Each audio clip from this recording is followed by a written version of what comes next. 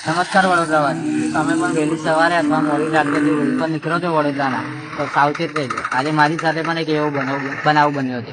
સવારે 5:30 વાગ્યાના અરસામાં હું જોબ જવા માટે આ જગ્યા પર એટલે કે વડોદરા વિસ્તારના વડોદરામાં દંતેશ્વર આવેલું છે. દંતેશ્વરમાં બંસલ મોલ વાળી એક ચોકડી છે. બંસલ મોલની નજીક ચોકડી ખાતે હું ઊભો હતો. ત્યાં સવારે 5:30 વાગે હું બસની રાહ જોઈને ઊભો હતો.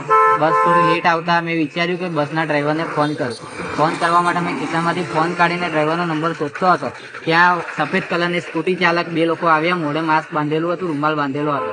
બે લોકો આવીને મારા હાથમાંથી ફોન ઝૂંટવી અને ચાલ્યા ગયા.